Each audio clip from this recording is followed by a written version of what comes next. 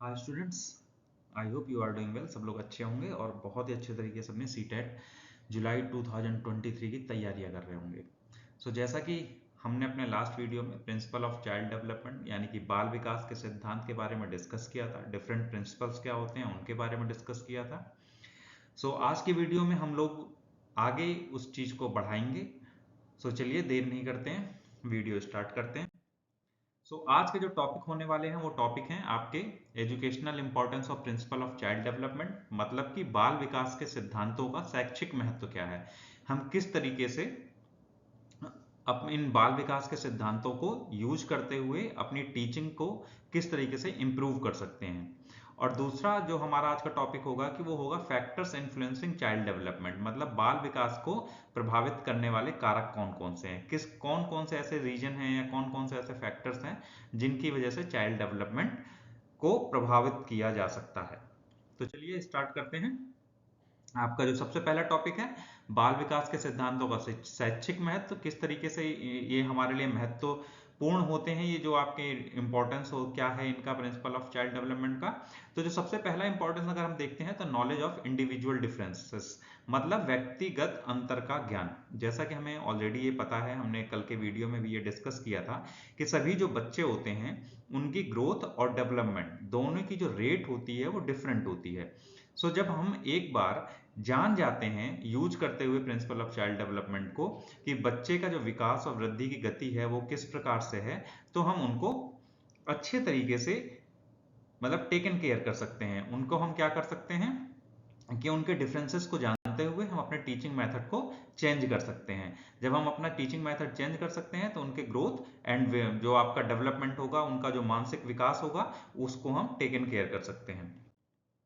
आपका जो दूसरा एक इंपॉर्टेंट रीजन होता है वो होता है हेल्पफुल इन प्रिडिक्टिंग, भविष्यवाणी करने में सहायक। अब यहाँ पर भविष्यवाणी करने का मतलब ये नहीं है कि उसके मतलब बच्चा क्या करेगा जिंदगी में उसके बारे में हम भविष्यवाणी कर रहे हैं। यहाँ पर भविष्यवाणी करने का मतलब क्या है, प्रिडिक्ट करने का मतलब क्या है कि हम प्रिडिक्ट कर सकते हैं कि बच्चे के, जैसे आपने मतलब 1 साल उसको देखा, 2 साल देखा, आप उसके बाद आप ये प्रिडिक्ट कर सकते हैं कि बच्चा किस तरीके से ग्रो कर रहा है या फिर उसका मेंटल डेवलपमेंट किस प्रकार से हो रहा है। फिर उसके बाद जो नेक्स्ट आता है वो आता है कि use film in all round development, मतलब उसके सर्वांगीण विकास में उपयोगी। देखिए, जब हम अपना प्रिंसिपल ऑफ इंटर रिलेशनशिप का यूज करते हैं, जब हम principle of different different development का यूज करते हैं, तो हमें ये पता चल जाता है कि बच्चे का मतलब आपका उसका फिजिकल डेवलपमेंट कैसा हो रहा है, उसका इमोशनल डेवलपमेंट कैसा हो रहा है, उसके पास सोशल डेवलपमेंट मतलब वो किस सोसाइटी में, किस तरीके की सोसाइटी में रह रहा है जिससे उसका सोशल डेवलपमेंट किस तरीके से हो रहा है, और उसका मेंटल डेवलपमेंट किस तरीके से हो रहा है। जब हम ये सारी चीजें जान जाते हैं यूजिंग ऑफ डिफरेंट प्रिंसिपल्स, जो हम डेवलपमेंट के हमारे जो इतने सिद्धांत होते हैं उन सिद्धांतों को यूज करते हुए जब हम जान जाते हैं, तो हम बच्चे के शिक्षा का जो मेथड होता है वो चेंज कर सकते हैं, उसकी सोसाइटी चेंज कर सकते हैं, उसके मेंटल डेवलपमेंट के लिए भी हम बहुत सारे कामों को कर सकते हैं। उनके माता पिता से हम बात कर सकते हैं, उन्हें बता सकते हैं कि इस तरीके से आपके बच्चे का जो डेवलपमेंट है वो रुका हुआ है। ये सारी चीजें आपकी प्रिंसिपल ऑफ डेवलपमेंट से ही आती हैं। अगला है आपका अनुवांशिकता और पर्यावरण के प्रभावों का ज्ञान। देखिए, ऐसा होता है जब आप बच्चा आपके पास पढ़ने के लिए आ रहा है, आप बच्चे को पढ़ाते जा रहे हैं, तो आपको धीरे धीरे पता चल जाता है कि बच्चे के आसपास का एनवायरनमेंट कैसा है, बच्चे की फैमिली हिस्ट्री कैसी है। तो इन सब चीजों को यूज करते हुए आप उनके मेथड्स को चेंज कर सकते हैं, उनके पढ़ाने के मेथड को चेंज कर सकते हैं। उनको कुछ बच्चों को एक्सरसाइज, बच्चे जो ज्यादा टीवी वगैरह देखते हैं, आप उनको एक्सरसाइजेस ज्यादा दे सकते हैं, होमवर्क ज्यादा दे सकते हैं। मतलब एक मेथड्स हैं ये कुछ, जिनको कि आप यूज करके उनकी जो डेवलपमेंट होता है उसको आप चेंज कर सकते हैं। फिर हम ये भी जान सकते हैं प्रिंसिपल ऑफ आपके जो डेवलपमेंट्स का यूज करते हुए हम ये भी जान सकते हैं कि बच्चा नॉर्मल है या एबनॉर्मल है, वो किस तरीके की गतिविधियां कर रहा है, किस तरीके के एक्ट कर रहा है, किस तरीके की वो चीजों को कर रहा है, जिससे कि हम बच्चे के जो मेंटल डेवलपमेंट होता है या जो बाकी के डेवलपमेंट होते हैं उनको हम अच्छी तरीके से जान सकते हैं। इसके बाद हम बच्चे को, देखिए जैसे आपने प्रिंसिपल ऑफ डेवलपमेंट्स का यूज किया, आपने बच्चों के बारे में बहुत कुछ जाना, जैसे उनकी मेंटल एबिलिटी क्या है, उनका फिजिकल स्टेटस क्या है, उनका एनवायरमेंटल स्टेटस क्या है। जब आप ये सारी चीजें जान जाते हैं तो क्या करते हैं कि आप अपनी टीचिंग को और इम्प्रेसिव बना सकते हैं। वो कैसे बना सकते हैं इम्प्रेसिव? देखिए, जैसे कुछ बच्चे हैं, जो बच्चे पढ़ने में कमजोर हैं, और कुछ बच्चे एवरेज होंगे, कुछ बच्चे बहुत तेज होंगे।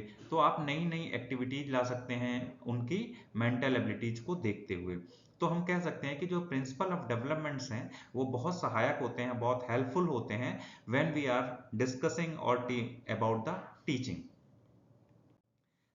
अब हम बात करते हैं कि ये जो फैक्टर्स क्या क्या होते हैं, बाल विकास को प्रभावित करने वाले कारक क्या क्या हैं।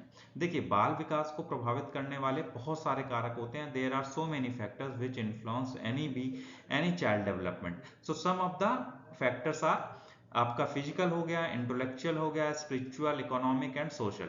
जैसे कि अगर हम बात करें हिंदी में तो ये शारीरिक रूप से उनका डेवलपमेंट का कारक होते हैं, बौद्धिक भी होता है, आध्यात्मिक, आर्थिक और सामाजिक। There are so many different different factors जो कि किसी भी बच्चे के चाइल्ड डेवलपमेंट को प्रभावित करते हैं।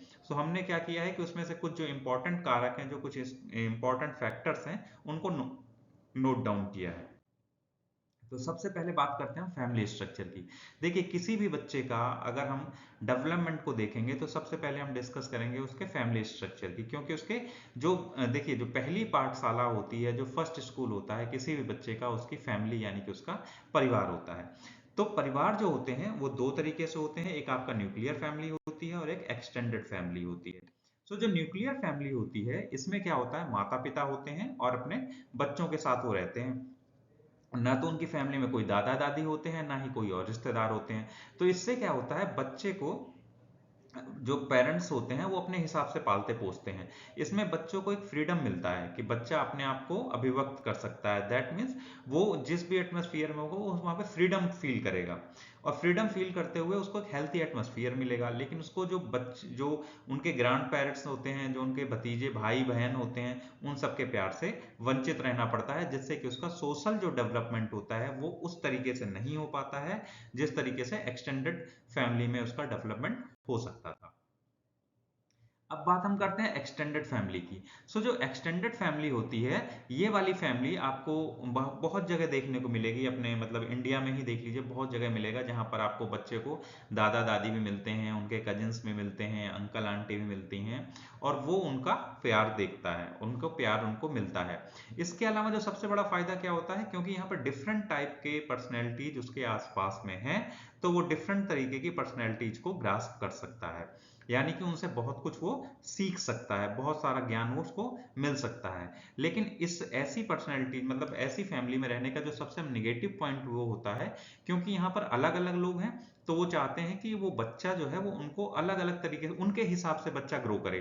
तो यहाँ पर जो बच्चे की फ्रीडम और प्राइवेसी होती है वो दोनों ही खत्म हो जाती है, और वो डिपेंड किस पर हो जाता है, जो उसके आसपास के लोग होते हैं। इसके बाद हम बात करते हैं जो नेक्स्ट फैक्टर आता है जो चाइल्ड डेवलपमेंट को प्रभावित करता है, वो होता है एज फैक्टर। एज फैक्टर मतलब आयु जो होती है। एज आपको देखिए, जैसे दो बच्चे हैं, एक बच्चा छोटा है, एक बच्चा बड़ा है। अब छोटा बच्चा क्या होगा, उसका तो मेंटल डेवलपमेंट उतना नहीं हुआ, ना ही फिजिकल डेवलपमेंट हुआ है कोई किसी भी प्रकार का। लेकिन जो बच्चा है जो बड़ा है उसका डेवलपमेंट ज्यादा हो चुका होगा। तो इसमें जो छोटा बच्चा बड़े बच्चे के साथ खेलेगा तो बच्चा क्या हो जाएगा, इरिटेट हो जाएगा छोटा वाला, अगर उसके तरीके से चीजें नहीं हो रही होंगी। तो कहने का मतलब क्या है कि जो एज फैक्टर होता है, एज फैक्टर भी एक इंपॉर्टेंट रोल प्ले करता है। इसके बाद में आता है फिजिकल फैक्टर। फिजिकल फैक्टर मतलब भौतिक कारक। भौतिक कारक क्या हो गया कि आसपास का मतलब वातावरण कैसा है, आसपास का एटमॉस्फेयर कैसा है, लोग कैसे हैं, और उसके चीज जरूरत के हिसाब से उसकी चीजें कंप्लीट हो पा रही हैं नहीं हो पा रही हैं। जैसे अब कुछ बच्चे क्या होते हैं कि उनको पॉकेट मनी चाहिए, ठीक है। अब पॉकेट मनी का क्या होगा कि फिजिकल फैक्टर यहाँ पे इफेक्टिव हो जाएगा कि मान लीजिए बच्चे के मम्मी पापा नहीं है, या फिर बच्चे के मम्मी पापा बहुत गरीब हैं और वो फिजिकल फैक्टर्स को कंप्लीट नहीं कर पा रहा है, यहाँ पर मतलब वो पैसे नहीं दे पा रहे हैं। अब पैसे नहीं दे पा रहे हैं तो बच्चा अपने जब उसमें स्कूल में जाएगा, जब उसके आसपास के बच्चे नई नई चीज़ों को खरीद रहे होंगे, तो बच्चा उन चीज़ों को फील करेगा।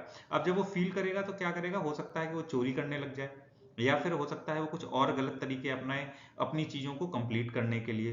तो इन सब चीज़ों से क्या होगा, बच्चे के डेवलपमेंट पे बहुत ही ज़्यादा असर पड़ेगा।